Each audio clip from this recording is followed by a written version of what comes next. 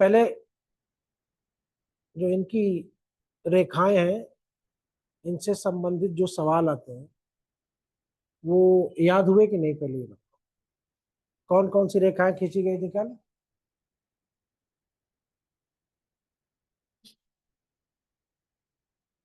Globe पर खींची जाने वाली सबसे लंबी रेखा है ग्रीनविच। आज हम आपको इस 0 से लेके 5 तक, 10 तक जो दशा इधर होती है, 5 डिग्री, 10 डिग्री, 5 डिग्री, 10 डिग्री, ठीक है, वही दशा जो होती है उत्तर में होती है। जो दशा साउथ में होगी वही नॉर्थ में होगी। तो आप इस वाले बेल्ट में जब भी कभी, क्या हम इस बेल्ट में आते हैं? हमारा इंडिया इस बेल्ट में आता है? कहाँ से? भारत की शुरुआत कहाँ से होती है? कहाँ से, किस लैटिट्यूड से? और हाँ, अच्छा अच्छा अच्छा। किस लैटिट्यूड से किस लॉन्गिट्यूड तक, किस लॉन्गिट्यूड से किस लैटिट्यूड, याद है? 8 डिग्री, 9 डिग्री। भारत का क्षेत्र विस्तार ग्लोबल पे कहाँ पे है?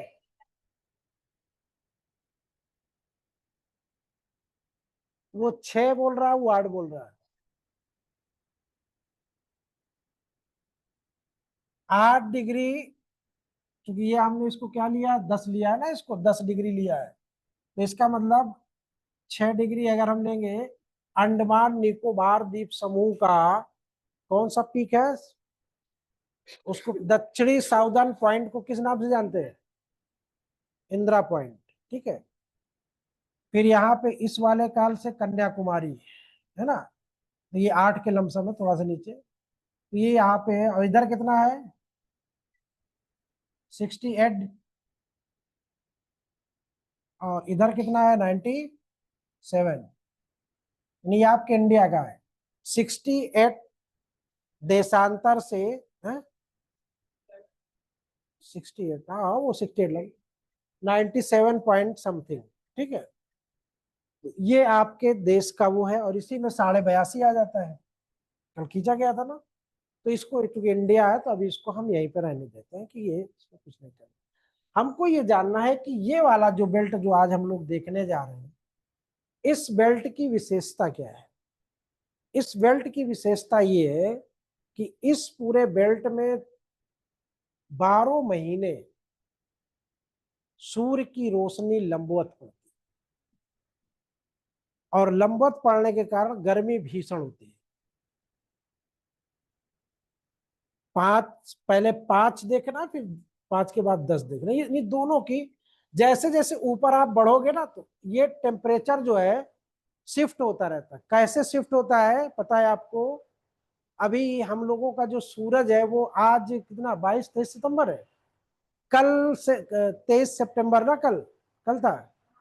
कल दिन और रात बराबर हुए होंगे। साल में 2 बार दिन और रात बराबर होते हैं, एक 21 मार्च को, 23 सितंबर को।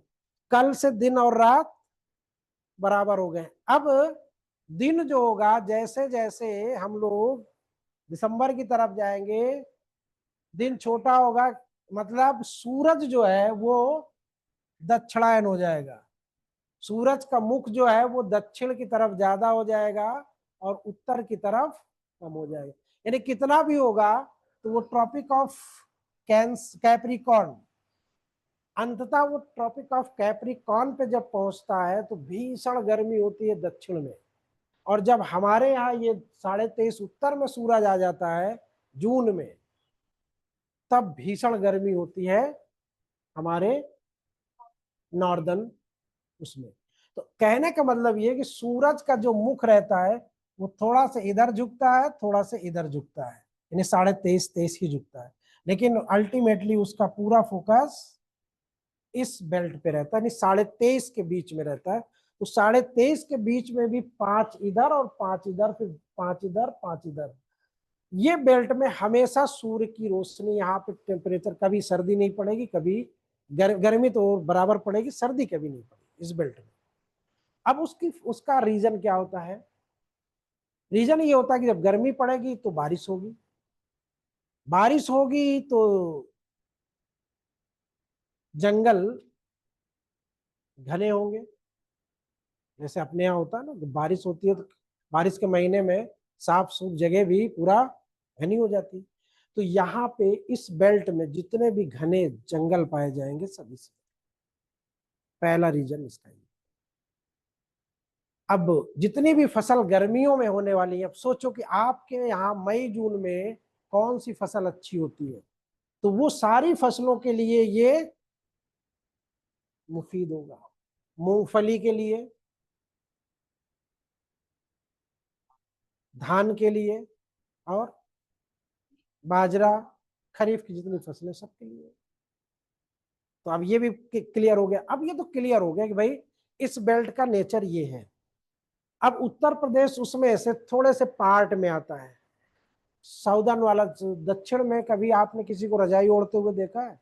केरला में, यहाँ तक कि बॉम्बे में नहीं देखा होगा आपने। ये भी 23.5 के अंदर है।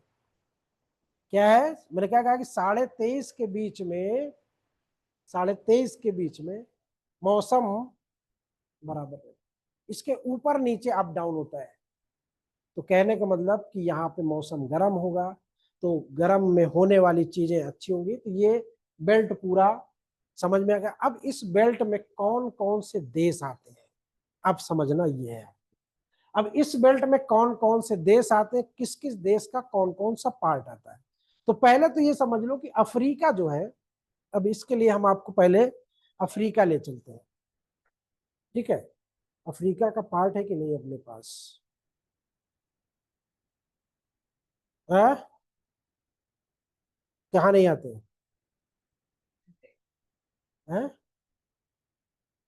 कर्क रेखा में क्यों नहीं आएंगे?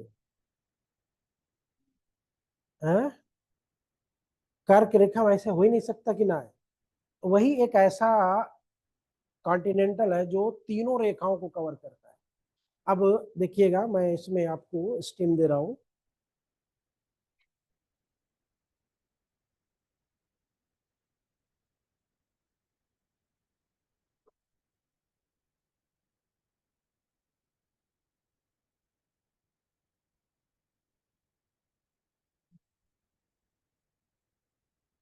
ब्लैंक करना पड़ेगा क्या?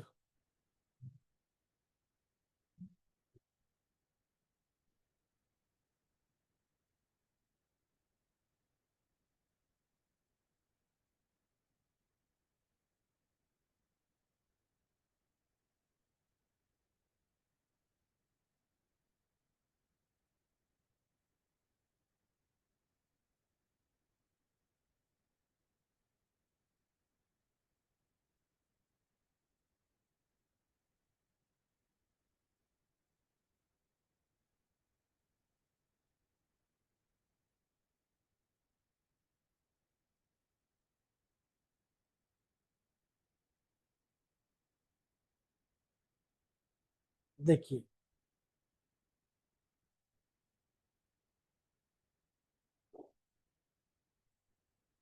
अब आपको 23.5 कहीं दिख रहा है?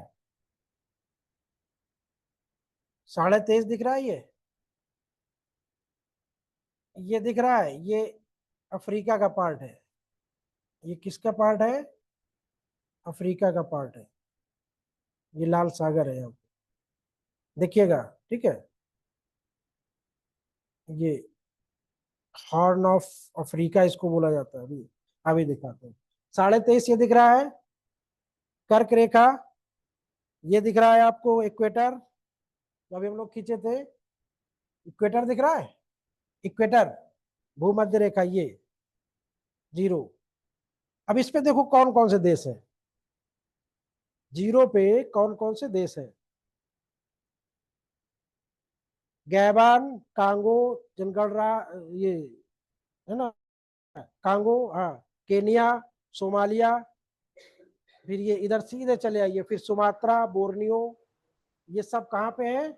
इक्वेटर पे है।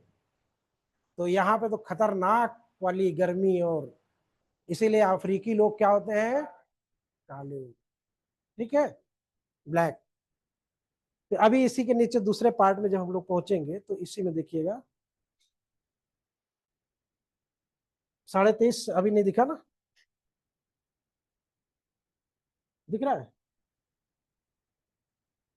15.5 नहीं, और नीचे दो।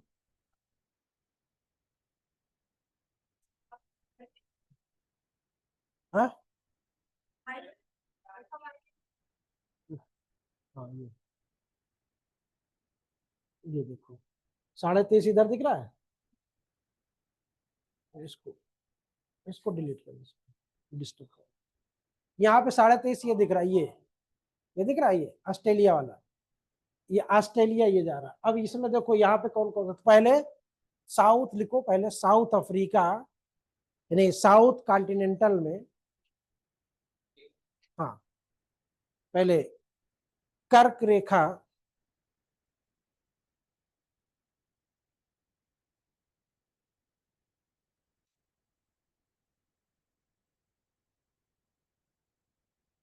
पे पड़ने वाले देश लिखो पहले, लीबिया, मिस्र,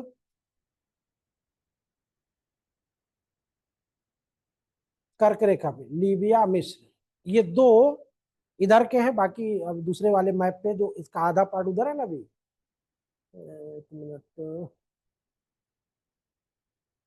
ये ये वाले में देखिएगा, 23.5 से ये है, लीबिया मिस्र, अल्जीरिया, अल्जीरिया लिखिएगा, अल्जीरिया, माली, अल्जीरिया, माली, मारितानिया, हाँ अल्जीरिया, माली, मारितानिया, और ये पश्चिमी सहारा, सहारवी अरब गणराज्य, ये साउथ अफ्रीका के कर्क रेखा पे पड़ने वाले देश। अब इनकी राजधानी क्या है, ये काम आपका है। राजधानी है पश्चिमी सहारा, सहारवी अरब गणराज्य बोलते हैं इसको, सहारवी अरब गणराज्य बोलते हैं। ठीक है, ध्यान रखना, अरब गणराज्य से कंफ्यूज मत होना आप। ठीक, ये ठीक है। हाँ, नाइजर, ये यहाँ से जा रही तो नाइजर ये यहाँ पे, तो कहाँ से निकल रही है, ये लाइन खींची है ना, ये अल्जीरिया की है पूरी ये रेखा। तो ये यहाँ पे टच कर रहा है, तो कहाँ से जाएगा वो, नाइजर कहाँ पे होगा, ये अल्जीरिया हो गया, ये माली हो गया, ये मॉरिटानिया हो गया, और ये सहारवी गणराज्य हो गया। नहीं आ समझ में? कितने कितने देश हुए, 6 देश हुए। ठीक, ये तो हो गया 7, जो भी है वरना कैलकुलेट करना है। अब इसकी राजधानी आपको फिल करना है। हाँ, मिस्र भी है ना उधर, अभी दो लिखा था ना मिस्र। हाँ, अब दूसरा देखिएगा, एशिया में कौन कौन आते हैं, एशिया में पहले कर्क रेखा, एशिया में, एशिया में देखिए, सऊदी अरब, ओमान, हम्म,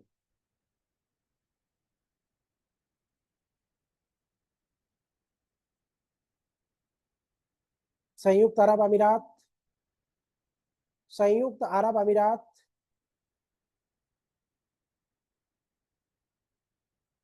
हो गया। फिर उसके बाद आप आ जाइए भारत, नहीं पाकिस्तान नहीं पड़ता, ये ध्यान रखना। पाकिस्तान, ईरान, एक बार सवाल पूछा था आईएएस में, भारत की, सॉरी, कर्क रेखा पे निम्नलिखित कौन सा देश स्थित नहीं है, भारत, बांग्लादेश, चीन, ईरान, ये ऑप्शन था, तो इसमें अब ईरान गायब है। ठीक है, तो लिख लिए भारत, भारत के बाद म्यांमार, म्यांमार के बाद चीन, चीन, ताइवान, चीन, ताइवान, हाँ में है, बांग्लादेश भी है 54 नंबर पे, हाँ 54 पे, 54, हाँ बांग्लादेश भी है। ठीक है, ये 54 नंबर जो लिखा है ना, ये बांग्लादेश है, ये यहाँ पे देखो ना 54 नंबर, ये ठीक है, वो जहाँ पे छोटी जगह पाया ना लिखने के लिए, वहां पे नंबरिंग कर दिया है। हो गया। यानी कि ट्रॉपिक ऑफ कैंसर पे एशिया में पड़ने वाले देश कौन कौन से हैं?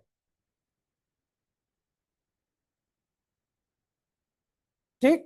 अब अफ्रीका का। ठीक। हाँ। अब देखिए, अब ये क्या अमेरिका से भी गुजरती है? कौन से अमेरिका से, दक्षिण में या उत्तरी अमेरिका से? तो ये उत्तरी अमेरिका में सिर्फ एक शहर से गुजरती है, मैक्सिको, क्यूबा। ये हमारा मैक्सिको क्यूबा। ठीक है, मैक्सिको और क्यूबा से गुजरती है।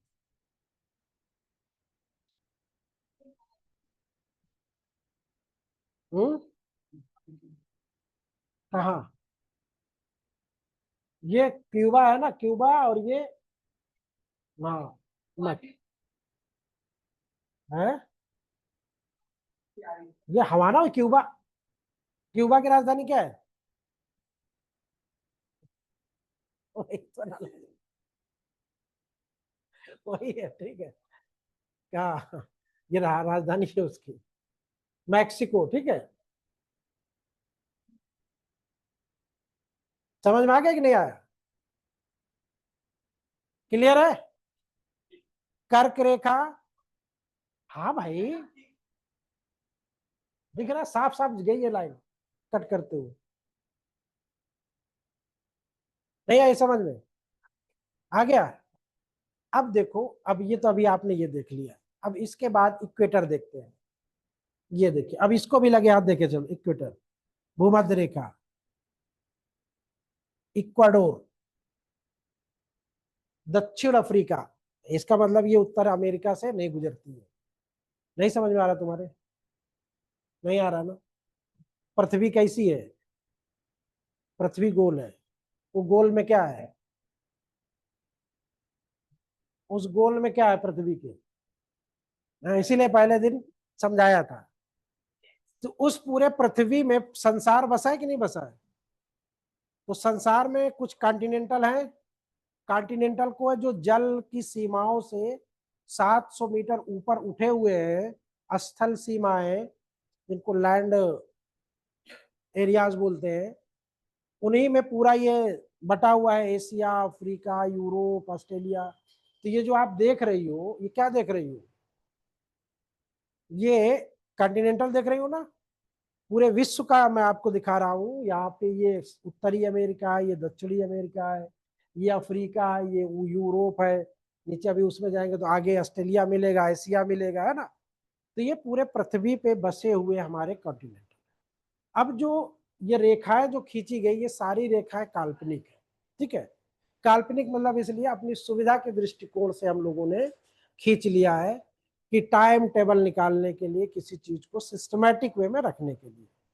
तो अब यहाँ पे ये जो पृथ्वी के बीचों बीच से जो रेखा खींची गई, उसको क्या बोलते हैं? इक्वेटर। जैसे बाइक चलाती हो कि नहीं चलाती हो? नहीं चलाती हो? स्कूट, तो उसके व्हील के अंदर जो राड होता है, वो बीच में रहता है कि ऊपर या नीचे रहता है? बीच में क्यों रहता है? ऊपर रहना चाहिए। अगर ऊपर राड लगा देता तो क्या होता? क्या समस्या आती? उछलती ना गाड़ी, उछलती रहती। तो इसी तरह अगर हम ये पृथ्वी के बीचों बीच में ना खींचते, थोड़ा सा ऊपर खींच देते, तो तमाम तरह की समस्याएं आ जाती। तो इसको बीचों बीच से, पृथ्वी के बीचों बीच से, पूरी पृथ्वी कितने डिग्री में बटी हुई है? 360 और 90। ठीक है, 90 और 360। ठीक। तो ये जीरो जो है, जीरो से 90 ऊपर, 90 नीचे, 180। ठीक है। अब यहाँ पे देखो, ये पृथ्वी के बीचों बीच में सबसे लंबी रेखा जो खींची जा सकती है, वो इक्वेटर पे ही खींची जा सकती है। ठीक है, क्योंकि ये कैसे आकार में है? सेब के आकार में है। या प्याज के आकार में पृथ्वी है, तो हर जगह बराबर नहीं हो सकती। किसी प्याज में देखना, प्याज में जो सबसे बड़ा एरिया होगा, या सेब में जो सबसे बड़ा एरिया होगा वो कौन सा होगा, उसको काट के ऐसे खोलना और फिर इंच से नापना, पहले ऊपर नापना, फिर थोड़ा सा नीचे नापना, फिर नापना, देखना कि सबसे लंबा एरिया कहाँ पे है। तो जहां पे सबसे लंबा एरिया होगा वही उसका बीचों बीच सर्किल है। कल सेब लेके आना 5-10 ठो, तो सब समझा देंगे। ठीक है, बात समझे कि नहीं समझे? तो इक्वेटर पर खींचे जाने वाली सबसे लंबी रेखा, विषुवत व्रत भी बोलते हैं इसको, इक्वेटर भी बोलते हैं, और भूमध्य रेखा भी बोलते हैं। ठीक है, बीचों बीच की रेखा, भूमध्य नामी है उसका। भूमि के मध्य में खींची जाने वाली रेखा को भूमध्य रेखा बोला जाता है। ठीक है, इक्वेटर बोलते हैं इंग्लिश में। अब इस पे पड़ते देश कौन कौन से? तो एक ये देखा ना इक्वेटर, ये कहां पे है? दक्षिण अमेरिका में पड़ता है। कौन सा महाद्वीप है? दक्षिण अमेरिका। इक्वाडोर पड़ता, फिर कोलंबिया पड़ता, फिर ब्राजील पड़ता है। 3 कंट्री पड़ती है इसमें, चौथी भी हुई है? 3 ही है। इक्वेटर नहीं रे लड़की, ये भी कोलंबिया, हाँ हाँ। अच्छा, पेरू, पेरू तो नहीं पड़ता है? पेरू, पेरू, हाँ, दिख तो रहा है कि पड़ता है। टच करके निकल जा रही ना, जूम करे, जूम करने पे पता चला जा रही है। नहीं नहीं, दिखा, यहाँ दिख नहीं रही क्या? अब दिखाओ, जूम करते थोड़ा।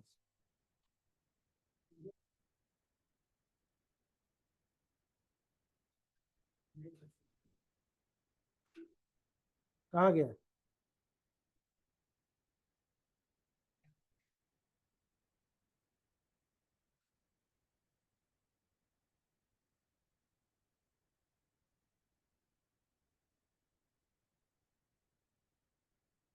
देख लो, सीमा तो नहीं टच कर रही है, नीचे जा रहे ना ये, है ना? हाँ, तो ये एक, हाँ, ठीक है। नहीं है। ठीक है, ध्यान रखना ना। ये जैसे, क्या इसको बोलते हैं वो मैच वाले सिस्टम में, जरा देखिए स्टंपिंग हुई कि नहीं हुई। तो हाँ, अब देखिए यहाँ पे कौन कौन से निकला।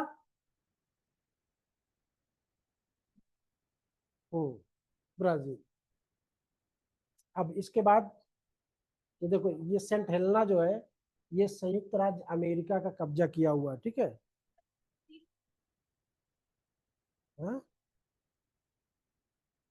अगली ये सब पूरा ब्राजील है, तो ये ब्राजील के बीच से गुजर रही पड़ेगा नहीं? कहाँ गुजर रही पेरू? पेरू कहाँ गुजर रही जरा बताओ हमको। पेरू कहाँ गुजर रही है?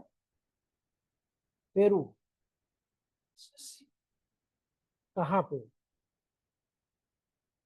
पेरू से छोड़ के जा रही है ना ये, पेरू से छोड़ के जा रही है थोड़ा से, यहाँ पे ये देखिए, थोड़ा से छोड़ के जा रही है। ठीक, ये कोलंबिया है, ये बीच से जा रही है। हमने देख लेना, ये ब्राजील है। ठीक है, समझ में नहीं आया? तो कितने हो गए इधर? अब अफ्रीका में देखो, अफ्रीका में, अफ्रीका में नहीं है। अब आइए यहाँ पे अफ्रीका में, देखिए यहाँ से शुरू करिए, यहाँ से, ये यहाँ से, ये यहाँ से, ये 42 नंबर पे क्या है? 42 पे Equatorial Guinea, Equatorial Guinea, Equatorial Guinea. ठीक है, फिर उसके बाद कांगो, कांगो, फिर कांगो गणराज्य, हाँ, कांगो गणराज्य। युगांडा पड़ रहा है, हाँ, फिर ये क्या है? ये जो है ये, नहीं नहीं, 37, रवांडा है, रवांडा, ये रवांडा है। ठीक है, ये केनिया है, सोमालिया है। एक सवाल पूछता है कि दक्षिण अफ्रीका के हॉर्न ऑफ साउथ अफ्रीका में कौन कौन कंट्री है या कौन शामिल नहीं है? तो कौन कौन से कंट्री है? साउथ अफ्रीका का horn of south Africa, horn समझ रहे हो? सिंह, तो इसमें कहीं दिख रहा सिंह आपको? ये वाला है। हाँ, तो ये सोमालिया है, ठीक है, ये केनिया है और ये इथोपिया है। ये तीन पर है, इथोपिया, केनिया और सोमालिया। अब इसी के अलावा एक चौथा ऑप्शन दे देता है कि नहीं है कौन, हॉर्न ऑफ अफ्रीका में कौन नहीं है। ठीक है, आया समझ में, क्लियर हो गया। अब अफ्रीकी देश कहां तक पहुंचे, हो गया सब। अब हाँ, हाँ सोमालिया ये लास्ट है, केनिया सोमालिया।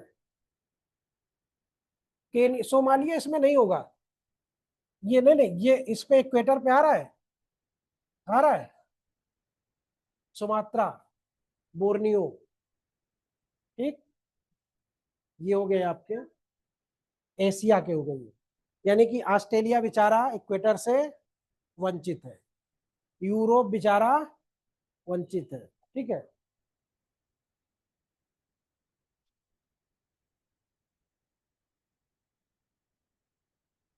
सो लो पहले तो। इक्वेटर से गुजरने यानी किन देशों से कर्क रेखा, किन देशों से विषुवत रेखा गुजर रही है, ठीक। हाँ, हाँ, क्लियर हर जगह हो जाता है। ठीक, ये हो गया। आज इतना ही रखेंगे, दिमाग ना खराब करो ज्यादा। एशिया में नहीं है, एशिया में ये दो, हाँ ये दो है ना। हाँ, सुमात्रा बोर्नियो है ना। हम्म, इंडोनेशिया बोर्नियो, हाँ, हाँ, ये है दोनों, ठीक है। ठीक, अब इसके बाद देखो मकर रेखा पे, मकर रेखा ये आ गई आपकी, ये मकर रेखा पे चिली, अर्जेंटीना, इतना हो जाएगा अभी क्लियर, थोड़ा सा तो चिली, इसमें ज्यादा नहीं है, चिली, अर्जेंटीना, पराग्वे और ब्राजील, ब्राजील, ठीक।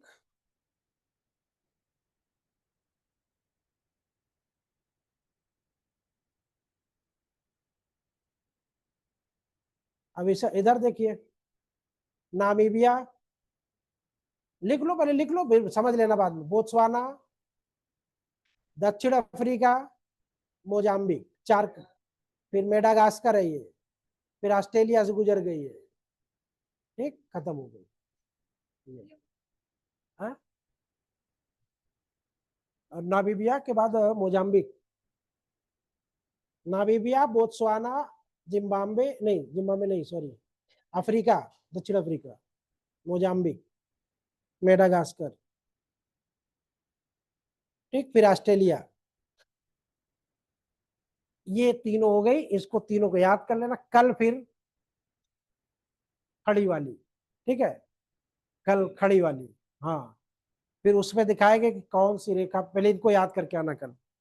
कर्क रेखा में पड़ने वाले देश, पहला देश 17 देश, फिर उसमें